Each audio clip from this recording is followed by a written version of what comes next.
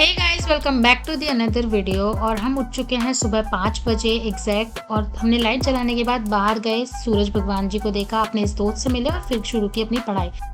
ये सारी चीज़ें करने के बाद मैंने शुरू किया अपना पहला स्लॉट। और मैंने अपने आप के लिए एक चैलेंज लिया है जो कि मैं आपके साथ बहुत जल्द शेयर करने वाली हूँ, जिसमें मॉर्निंग में मैं 5 o'clock या उससे पहले उठने की कोशिश करूँगी, ताकि मैं इस ट्रूस वाले पीरियड में अपने आप को प्रिपेयर कर सकूँ वॉर लाइक सिचुएशन के लिए। ट्रूस यानी कि शांति वाले, मतलब अभी एग्जाम सारे हो चुके हैं, हम लोग एकदम ठंडे बस्ते में चले गए ये चीज़ें।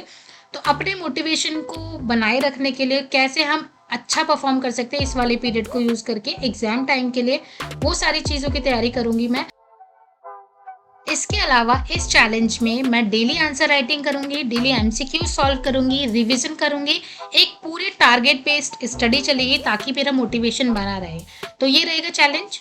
तो मॉर्निंग का जो मैं स्लॉट रखती हूँ वो दो बहुत इंपॉर्टेंट काम के लिए रखती हूँ। एक सबसे पहला है कि मैं या तो कोई बहुत इंपॉर्टेंट रिवीजन करना होता है, उसके अलावा ऑप्शनल के लिए जितने भी यूपीएससी के जो भी तैयारी कर रहे हैं उनको पता होगा कि ऑप्शनल का कितना इम्पोर्टेंस है इस प्रिपरेशन में, मेंस के एग्जाम में और इस एग्जाम को क्लियर करने में।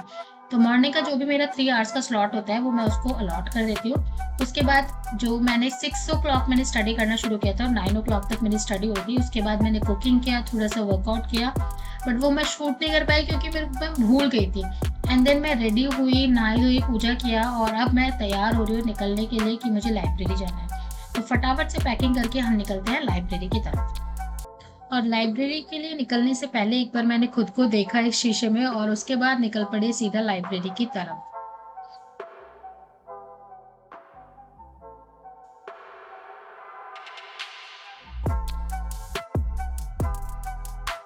और लाइब्रेरी जाते टाइम रास्ते में मुझे ये भैया मिलते हैं जहाँ से मैं रोज जूस पीती हूँ। तो आज मैं पी रही थी पेठे का जूस और ये ऐसे जूस बनाते हैं, मतलब मुझे कड़वा भी नहीं लगता और करेला वगैरह भी डलवाती हूँ।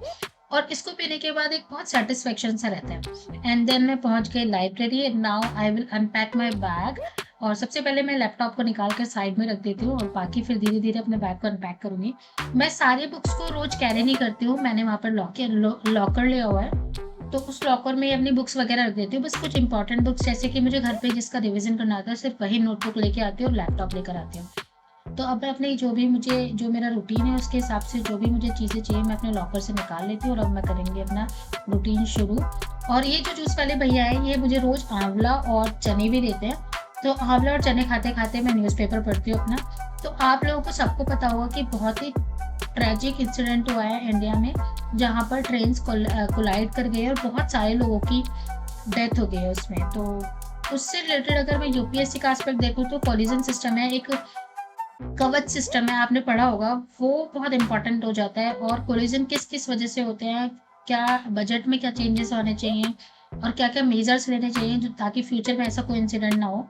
तो वही सारी चीज़ें हैं, वो आपको अच्छे से ध्यान से पढ़नी है। और ये मैंने जो अपना आंसर दिया था, सबमिट किया था लिख के, उस पर क्या रिव्यूज़ आए हैं, कहाँ कहाँ मेरी क्या क्या गलतियाँ हैं, वो सारी चीज़ें उन्होंने बहुत अच्छे से एक्सप्लेन की है।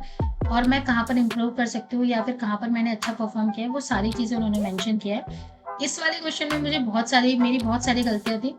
तो ये सारा देखने के बाद अब मैंने शुरू की दोबारा से आंसर राइटिंग, जो मैं आज के लिए करने वाली थी। मैंने अपने आप को टारगेट दिया है कि मैं 21 डे तक रोज 2 क्वेश्चन लिखूँगी। और उसके बाद फर्दर जब मैं 21 डेज़ के बाद फिर मैं एक चैलेंज लूँगी जिसमें मैं 4 आंसर्स डेली लिखा करूँगी। तो यहाँ पर मैं शुरू कर देती हूँ। और आंसर राइटिंग में एक बहुत इंपॉर्टेंट चीज़ है कि मैं एक स्टैटिक का लिखूँगी और एक करंट अफेयर का लिखूँगी। उसके अलावा एक 250 वर्ड का लिखूँगी और कोशिश करूँगी कि उसे एक जो टाइम स्पेंड होता है, मतलब 15 मिनट होते हैं ना, उसी के अंदर कंप्लीट करने की कोशिश करूँगी। और दूसरा 150 वर्ड का और 10 मिनट्स के अंदर। आंसर राइटिंग जो भी बिगिनर्स हैं उनके लिए एक बहुत इंपॉर्टेंट टिप है यहाँ पे। अगर आपको लगता है कि आप आंसर राइटिंग नहीं कर सकते क्योंकि आपने सिलेबस कंप्लीट नहीं किया है, तो आपको क्या करना है, सिंपली आप क्वेश्चन उतारो और आपको वो क्वेश्चन तुरंत नहीं लिखना है। आपने कोई क्वेश्चन पिक किया, उसको अपनी नोटबुक में लिख लो और उससे रिलेटेड आप डाटा जाकर गूगल पे सर्च करो और उसे पढ़ लो, रीड कर लो अच्छे से।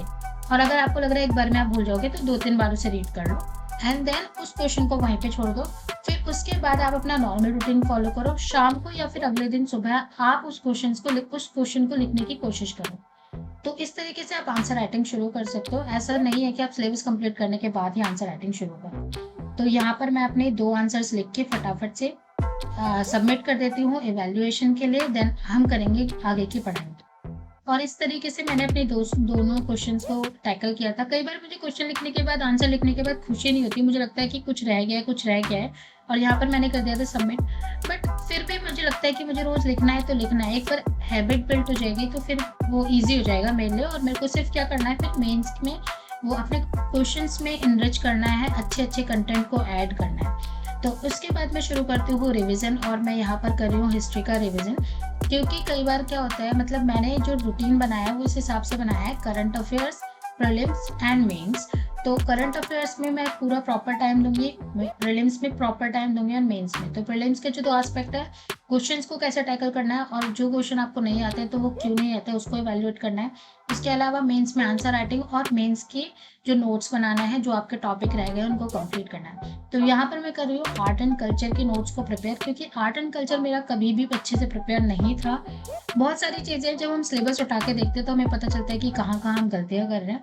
तो आर्ट एंड कल्चर भी एक ऐसा था, जैसे मैंने हिस्ट्री, मॉडर्न हिस्ट्री को तैयार कर लिया था, ज्योग्राफी को तैयार कर लिया था पेपर 1 में, इवन छोटे-छोटे टॉपिक्स जो सोसाइटी वगैरह थे उसको भी प्रिपेयर कर लिया था। बट आर्ट एंड कल्चर में मुझे इंटरेस्ट ही नहीं आता था, थोड़ा टफ होता है ना। तो बट अभी मैंने कोशिश की, इस बार मैंने लिया है कि मैं इस बार ही सबसे पहले आर्ट एंड कल्चर को कंप्लीट करूँगी और उस पर आंसर्स लिखने की कोशिश करूँगी। और मेरा जो लाइब्रेरी का लास्ट रूटीन होता है उसमें मैं करती हूँ करंट अफेयर्स। मैंने आपको बताया था कि करंट अफेयर्स का मेरा पूरा एक अलॉटेड टाइम है, जिसमें मैं 2 रिसोर्सेज़, एक न्यूज़पेपर और दूसरा कोई भी एक मैगज़ीन उठाकर वहाँ से करंट अफेयर्स के नोट्स बनाऊँगी। तो यहाँ पर मैं इनसाइट की जो मैगज़ीन है उसको यूज़ करने वाली हूँ, क्योंकि वो टाइम पर अवेलेबल हो जाती है और वो ऑनलाइन ही अवेलेबल हो जाती है, अगर आप मार्केट से नहीं खरीदना चाहते तो भी। तो यहाँ पर मैं अपने नोट्स को प्रिपेयर करूँगी, और शाम को 7 बजे मैं घर पहुँची और अगेन मैं वीडियो शूट करना भूल गई, क्योंकि मैं फ़ोन बहुत ज़्यादा यूज़ ही नहीं करती, तो मुझे याद ही नहीं रहता कौन सी क्लिप्स, मतलब कौन सी चीज़ ऐड करनी है, कब शूट करना है। तो फिर जब मैं बाहर निकली रात को थोड़ा-सा वॉक करने के लिए, तो मैंने देखा चाँद बहुत ही ब्यूटीफुल था, तो मैंने उसकी एक छोटी-सी क्लिप ले ली आप लोगों के साथ शेयर करने के लिए। और उसके बाद 10:40 के अराउंड मैं सोने के लिए चली गई। तो आपसे मिलती हूँ मैं अगले व्लॉग में, और अगर आप मेरे 21 डे के चैलेंज को फॉलो करना चाहते हैं तो आप मेरे चैनल का और मेरी फैमिली का पार्ट बन जाइए। तब तक के लिए bye, I will see you in the next video.